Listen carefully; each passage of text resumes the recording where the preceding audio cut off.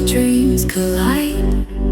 Sarah's voice, a gentle guide through the realms of time and space. She takes us to a sacred place.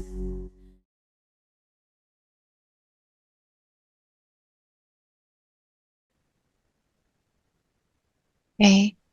I feel like when people have children, or at least me as a parent, just as an example, my mom, her mom, a whole lineage of women who had children, they constantly worry about their children.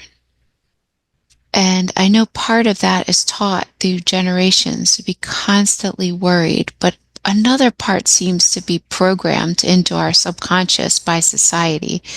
How do we kind of release this like constant stress and worry over whether your children will be okay or your loved ones or things like that of that nature? So there's two sides to that question, Sarah. One is the responsibility of being a mother. And so the responsibility of being a mother is to provide and take care of one's offspring to the point that it is self-sufficient. And that is part of the role of the feminine as the caretaker to do that, to help get one's offspring to the point of self-sufficiency, where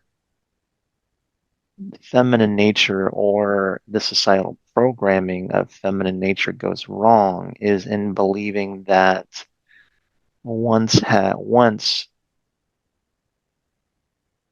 a mother or the feminine has allowed for their offspring to reach the point of maturation, the point of being able to exist on one's own, there's a possession that mothers feel towards their offspring, which is a fallacy.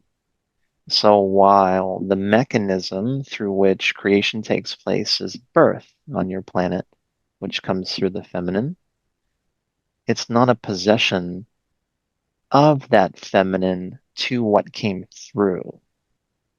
It was just part of the play.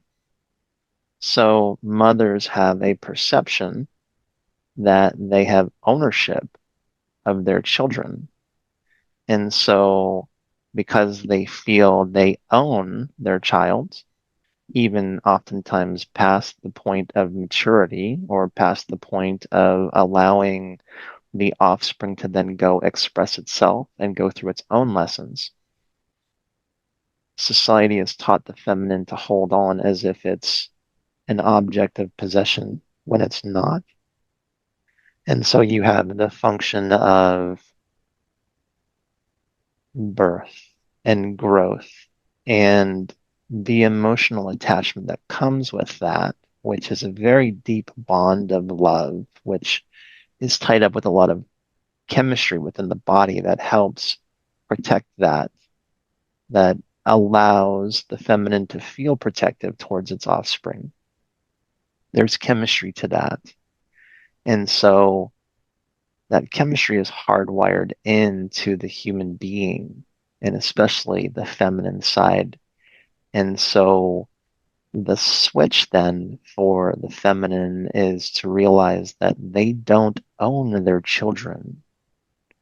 They were the vessel through which that child could then come in and experience itself in the world.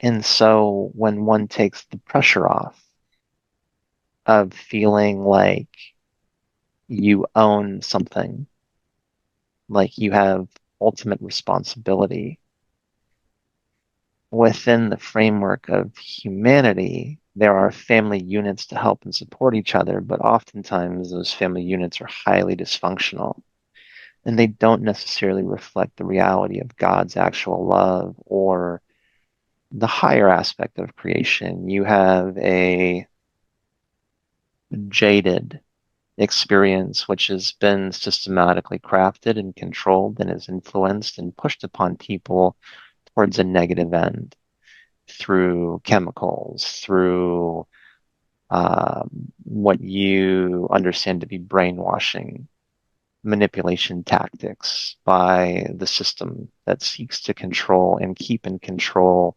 humanity at large. So within the framework of the feminine, part of that is to release the offspring to experience what life is there to experience. And sometimes that's pain. Sometimes it's sickness or disease or injury. And so then the role of the feminine becomes one of compassionate support as opposed to ownership. I see. Does that Thank make you. sense, Sarah? Makes a lot of sense. Thank you for that. And let me acknowledge that that's very difficult for the feminine to do because it is hardwired. So it requires a mental shift from possession, caretaking in the manner of setting free, of encouraging freedom, as opposed to dependency. Thank you for that is very helpful.